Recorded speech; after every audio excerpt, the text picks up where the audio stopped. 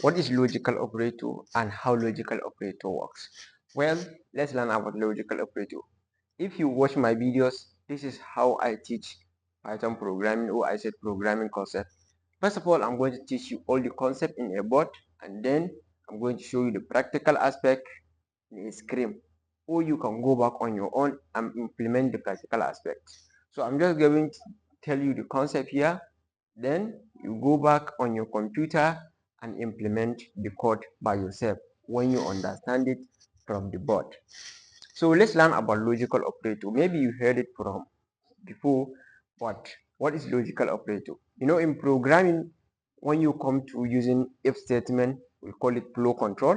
So we usually wanted to give our if statement more condition. Let me put it this way. Let's say you wanted to ask your daddy to buy something for you, assuming you are a child. I know you are not, but assuming you are a child and you wanted to ask your daddy to buy something for you, and then you come and say, daddy, I want you to buy chalk for me, I want you to buy duster for me, something like this one, and I want you to buy book for me. And then your daddy say, okay, I will give you all those things, but if you study hard and you go to school every day and you wash your clothes. You see, your daddy give you condition, three condition, but all of those condition he use the word and. If you study hard and if you go to school every day and, which is this operator, and if you wash your clothes. You see, your daddy give you three condition, and all of those condition he separate them with and. This and mean if one of those conditions that your father gave you, one of them did not accomplish, that means your father will not buy you that thing that you asked him to do for you. He will not do it because one of his condition is not completed or is not true yet. So this is exactly how operator works.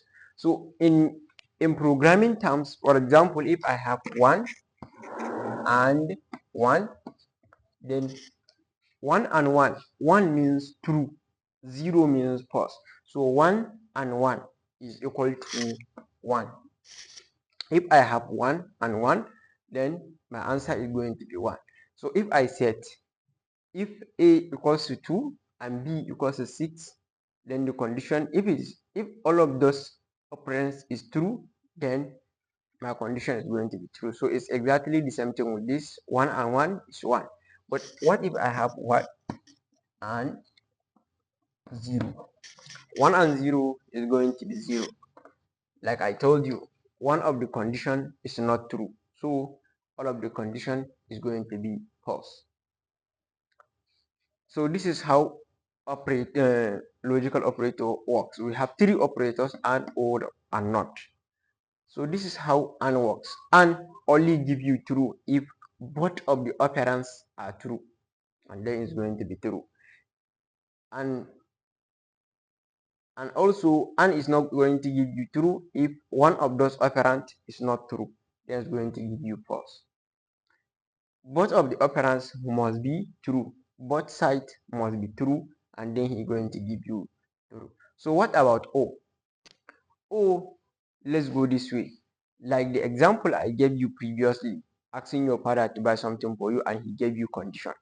So in this term, if your father said, if you go to school every day, or you wash your clothes, or you study hard. So you see, he give you three conditions, but he used the word "o." Means if one of those conditions is accomplished, then you're going to go and buy the stuff you want for you. So it's the same thing in programming. If I if we have one o one, 101 is going to be 1. 100 is going to be 1. And 1 and 0 or 0 is going to be 0. This means if we have true and true, is going to be true. If we have 0, true and false is going to be true. And if we have 0 or If we have pause or pause, it's going to be pause. So it's the same thing like your father asks you, okay, if you study hard or you go to school every day, I will buy you I will buy you what you want. If you study hard or you don't go to school every day, or maybe if you study hard or you go to school every day, I still going to give you clothes because you study hard, but you don't go to school every day. But if you study hard or you go to school every day, but you do not study hard, you do not go to school every day, then he will not buy the stuff for you. So this is O operator. O operator is going to give you true if one of them is true, while and is going to give you true only and if only both of them are true. What about not? Not is always going to give you the inverse of what you give it.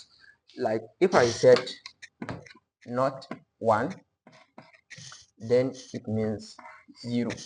If I said not 0, it means 1. So if I give not operator 1, is going to change it. If I give it true, it's going to change it to false. If I give it false, it's going to change it to true. So this is how not operator works. Whatever you give it as input is going to change it to be the opposite. True is going to be false.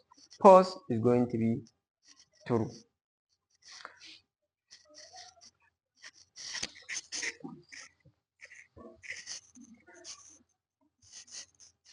So I hope you understand logical operators. So let's see.